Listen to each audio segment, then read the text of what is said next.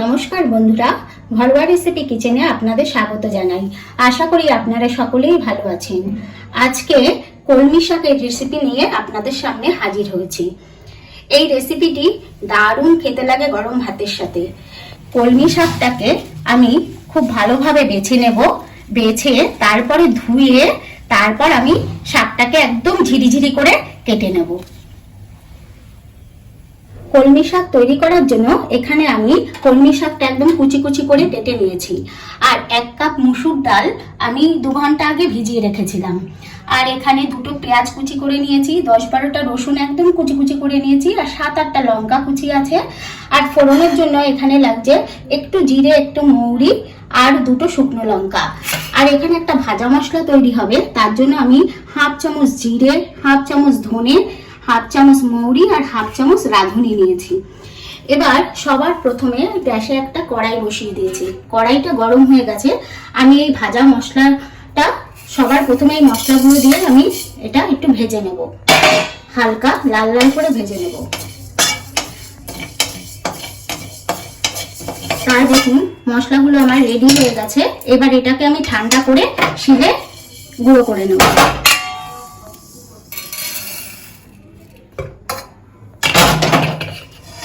এবার আমি একটু সরষের তেল দিয়ে দিলাম।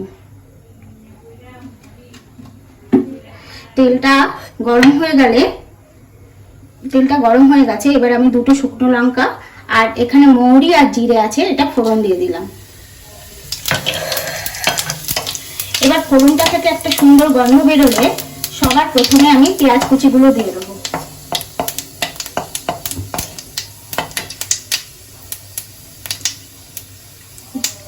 ফোড়নটা রেডি হয়ে গেছে। এবার সবার প্রথমে আমি এই রসুন কুচিটা দিয়ে দিলাম।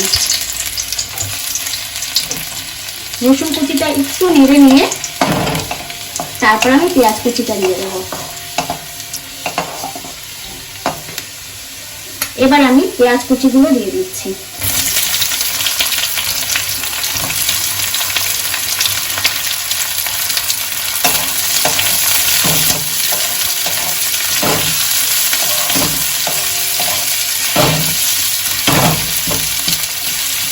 পেঁয়াজটা একটু লাল লাল করে হালকা ভেজে নেব।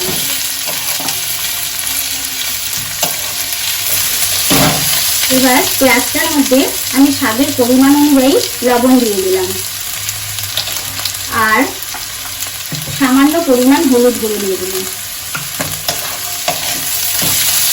আর সাথে এই লঙ্কা কুচিগুলো দিয়ে দিলাম। এবার আরেকটু নেড়ে নেবো আমি।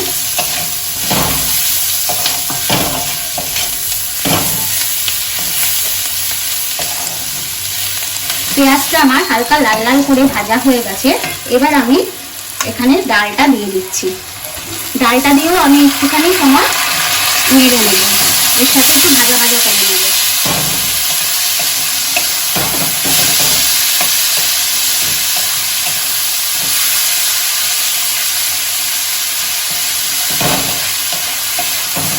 ডালটা দিয়ে আমি 2 থেকে 3 মিনিট একটু হালকা ভাজা ভাজা করে নিয়েছি। এবার আমি এটার মধ্যে শাকটা অ্যাড করে দিচ্ছি।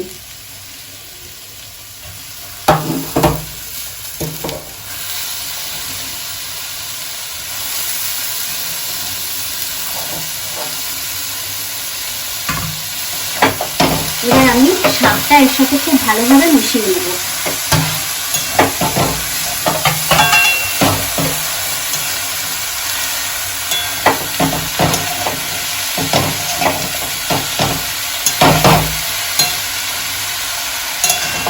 শাকটা দিয়ে আমি খুব ভালোভাবে সমস্ত কিছুর সাথে মিশিয়ে নিয়েছি।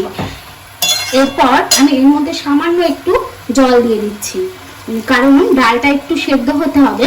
সামান্য একদম অল্প পরিমাণ একটু জল দিলাম। এবার এটা দিয়ে একটু মিশিয়ে দিয়ে ঘুরিয়ে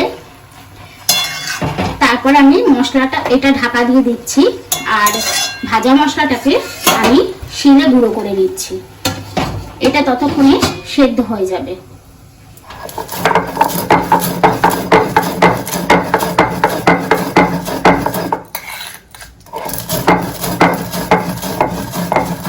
এবার ঢাকাটা ঢাকাটা খুলে আমি দেখে নিচ্ছি। আমি 5 থেকে 6 মিনিট ঢাকাটা দিয়ে রেখেছিলাম, আর মধ্যে একবার খুলে আমি নাড়াচাড়া দিয়েছিলাম। দেখুন এটা আমার কিন্তু সম্পূর্ণভাবে সেদ্ধ হয়ে গেছে। আর লবণটা কিন্তু আপনারা অবশ্যই একবার চেক করে নেবেন। আমি লবণটা চেক করে নিয়েছি, পুরো ঠিকঠাক আছে। এবার আমি এর মধ্যে এই যে ভাজা মশলাটা যে করেছিলাম, সেই ভাজা মশলাটা 1 চামচ দিয়ে দিচ্ছি। আর এই শাকটা, এই ভাজা মশলাটা দেওয়ার জন্য শাকটার স্বাদ দ্বিগুণ বেড়ে যাবে।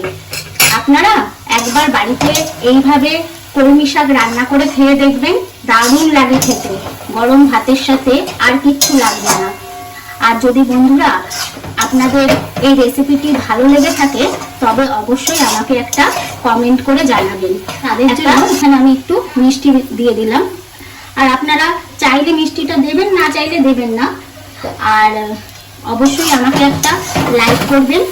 আর যারা নতুন বন্ধু তারা সাবস্ক্রাইব করে বেল আইকনটি ওকে করে দেবেন পরবর্তী ভিডিওর নোটিফিকেশন পাওয়ার জন্য।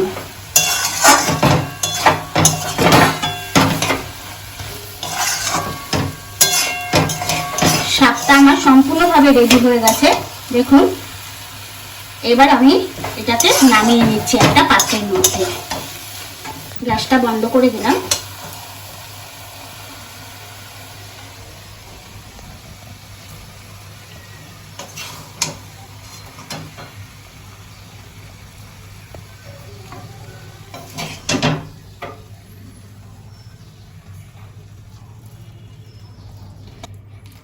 শাকটা আমার সম্পূর্ণ পরিবেশনের জন্য রেডি হয়ে গেছে।